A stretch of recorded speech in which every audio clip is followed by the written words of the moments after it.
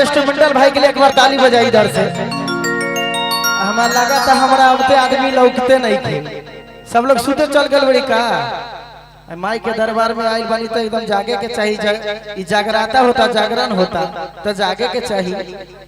लेकिन हेलो हमारा आवाज थोड़ा उठा के रखिए। हेलो हेलो हेलो हेलो थोड़ा उठाइए, बेस कम कीजिए इसका। हेलो हेलो उठाइए आवाज इसको। हेलो हेलो और उठाइए, इको दीजिए।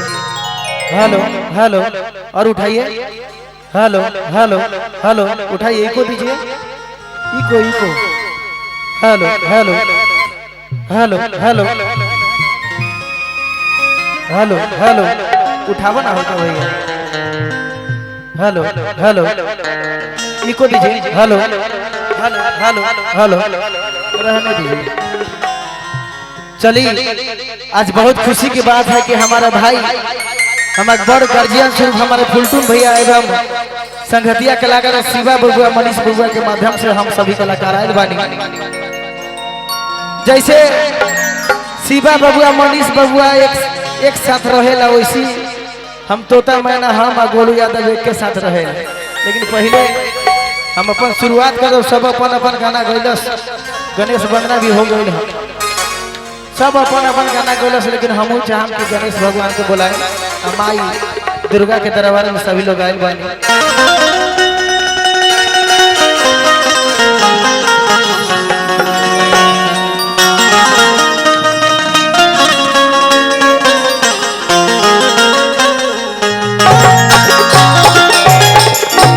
और सबसे पहले हमारा दिल के इस टीम का बहुत ही प्यारा सभी स्टार लोग के साथ बजाने वाले, सबको मन मोह लेने वाले जो हमारे तबला पे साथ दे रहे हैं, हमारे गोलू बाबू जी अभी के गांव के पड़ोस के हनारी के हैं। और हमारे इसके नाल पे साथ दे रहे हैं संजीत भाई और सुजीत भाई हमारे पैड पे साथ दे रहे हैं। और टीम के सबका दुलारा एवं चहेता ऋतिक चंद्रवंशी ऑर्गन पे साथ दे रहे हैं। और साथ में हमारे बड़े भैया बेंजू वादक, हमारे जिला वैशाली जिला के नंबर 1 बेंजू वादक अभिजीत जी भी हैं। एक बार ताली बजे इनके लिए कि सभी देखिए ये लोग हैं तो कोई कलाकार है, अगर ये थोड़ा सा भी मिस करेंगे तो कलाकार फेंका जाएगा। लेकिन ये लोग के सोजन से सारे कलाकार गाते बजाते हैं। लेकिन कहना है कि नीम का पेड़ किसी चंदन से कम नहीं, कि नीम का पेड़ किसी चंदन से कम नहीं, और इस हरि प्रसाद गांव के लोग भी कोई लंदन से कम नहीं। एक बार जोरदार ताली बजाए। ऐसी ताली बाजत रही ना, सुबह तक ताली बाजत रही तो जे दूर दूर वहां कहाँ खड़ा बनी है आ जाए, तब ना हमरो मजा ही गावे में। अभी हम गर्मी लाए, शरीर के अंदर गर्मी फैलाए हम। अब देखिए ना कैसे गर्मी लावत है।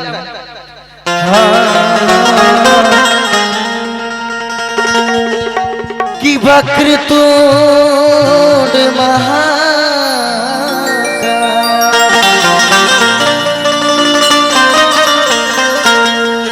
सूर्य कोटि समप्रभा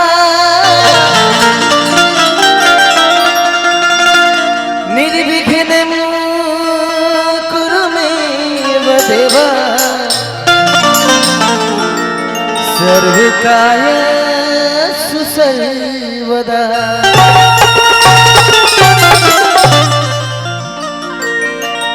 ए बाबा ये भक्त तोरा आवाज देता जहां भी है, ये भक्त पर एक उपकार करने की सभा बीच में आके हमरा लाज बचा ला।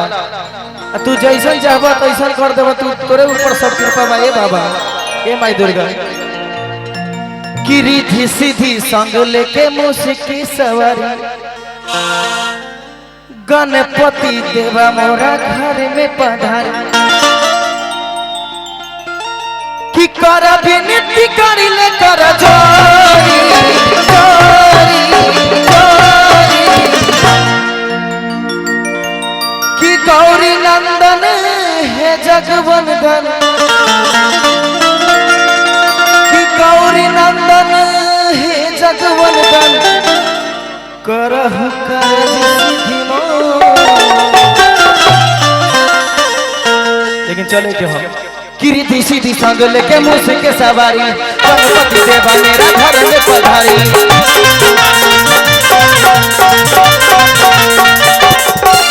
कीर्ति सीधी संग लेके मुझ के सवारी गणपति देवा मोरा घर में पधारी।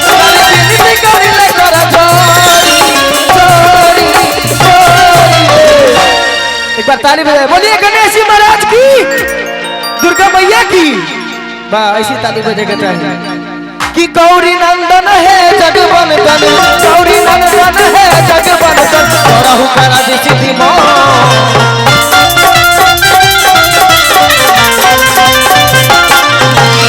गौरी नंदन है जगवंदन करहु काज सिद्धि मोर।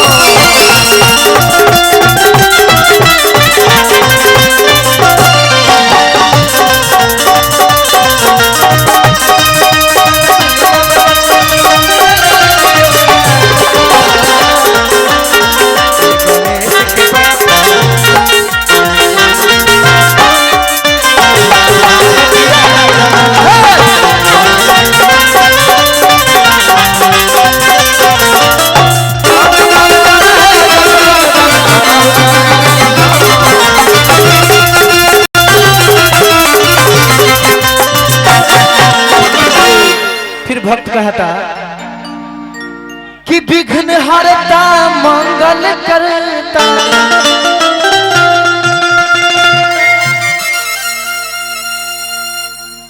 और ये हमारे गणेश जी के सुमिरन पे हमारे राजा ड्राइवर जो है राजधानी, उनके तरफ से 101 रुपया का पुरस्कार।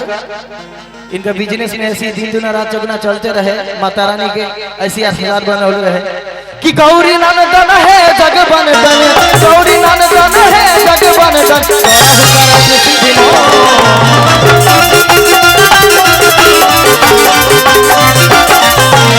गौरी नंदन है जगवंदन करहु काज सिद्धि मोर।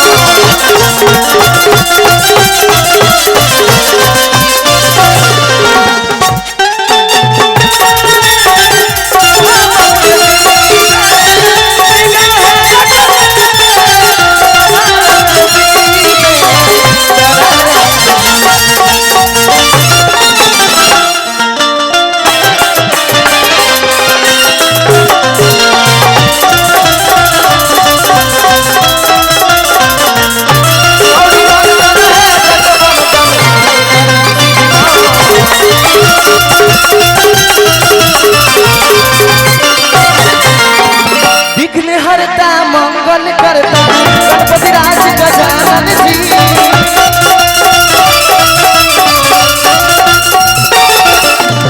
सर्व बासठ बीच आई हमारा आंगन जी।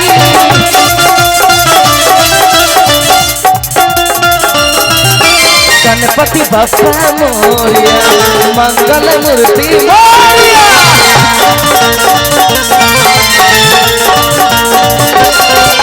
गणपति बप्पा मोरिया मंगल मूर्ति मोरिया।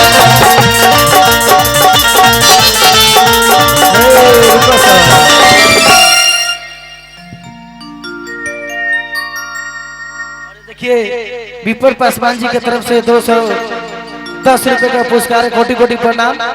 भाई का आशीर्वाद यही, देखिए पैसा बड़ा चीज नहीं होता है, भाई का प्यार है कि इस छोटे कलाकार को आशीर्वाद है।